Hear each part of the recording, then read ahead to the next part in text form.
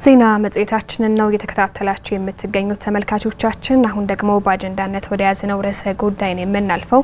ዜና መጽሔታችን በአጀንዳነት ያዝነው በአማራ ክልል የሚገኘውን የሰው ሰራሽ ማዳበሪያ ግብአት ላይ ትኩረቱን አድርጓል። አብራችሁን ቆዩ።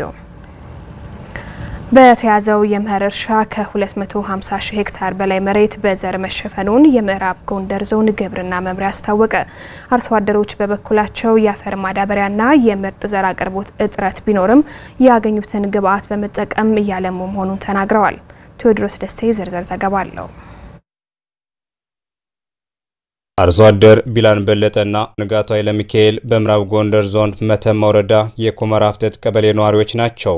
የአኩሪ አተር ሰብላቸውን ሲያርሙና ቀሪው ማሳቸውን ደግሞ በዘር ሲሸፍኑ ያገኘናቸው። በተያዘው የመኸር እርሻ ወቅት የአፈር ማዳበሪያና የምርጥ ዘር አቅርቦት እጥረት ቢኖርም ያገኙትን ግብአት በመጠቀም እያለሙ መሆናቸውን ነው ያጫወቱን። አሁን ላይ እኛ የዘራነው ዘር ቶሎ ይፈሳል የማይባለው ነጭ አኩሪ የሚባለው ነው። ቀዩ የመፍሰስ ባህሪ ያለ ጊዜው ስለሚያደርስ ብዙ ጊዜ ህዝቡ የሚጠቀመው ይሄንን ነጭ ዘር ነው። ሰኔ 10 አካባቢ ነው ያረስነው። አሁን አንደኛ አረሞ ላይ ነው ያለነው። ያው ጅማሩ ላይ ነው ማለት እንችላለን። በመንግስት ነው ያገኘነው። ወደፊትም በተስፋፋ ሁኔታ ቢቀርብ የተሻለ ህዝቡ ያመርተዋል የሚል እምነት አለኝ። የማዳበሪያ ግብአቱ የተሻለ ለህዝቡ ቢቀርብለት የተሻለ ምርት ይገኛል የሚል እምነት ማህበረሰቡ ላይ አለ። ያው እርሻ 1 ሄክታር በመስመር ዘርቻለሁ። ግብአት ያው 1 ኩንታል ተኩል ሰጥቻለሁ ለ1 ሄክታር ማለት ነው። ኮስቷን አሁን ደግሞ ከላይ ሩያም የሚያስፈልገው 1 ኩንታል ተኩል ሊሆን ልጠቀም ፈልጊያለሁ። ወደፊት ደግሞ ከዚህ የበለጠ መሬቱ ያስፈልገው ስለሚል የበለጠ ልጠቀም ፈልጊያለሁ ወደፊት። በመንግስት በኩል የቀረበው አፈር ማዳበሪያና የምርጥ ዘር አቅርቦት በቂ አለመሆኑን የገለጹት አርሶ አደሮቹ አሁንም ግብአቱ በመንግስት በኩል በወቅቱ እንዲቀርብላቸው ጠይቀዋል። ምርጥ ዘር ይፋ ሰጥተውና የተወሰነ ማዳበሪያም ያው ወስደናል።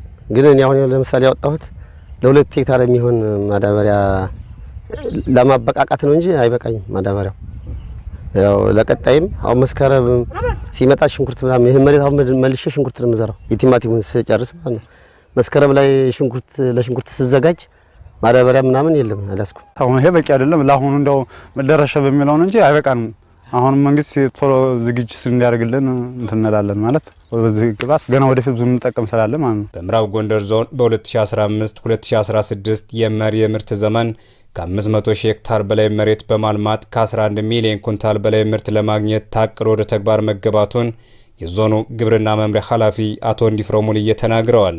ይህ ዜና እስከ ተጠናቀረበት ጊዜ በዞኑ ከ250 ሺህ ሄክታር በላይ መሬት በዘር የተሸፈነ ሲሆን ይህም የቅዱን 60% መፈጸም ተችሏል ብለዋል። እስከዚህ ሰዓት ድረስ 250521 ሄክታር የቅዳችን 60% መፈጸም ችለናል። ከዚህም ቋራ ወረዳ የተሻለውን ወስዷል። ዝናብ ከወደ ቋራ ስለሚገባ 78%ን የቅዱን 78% ፈጽሟል።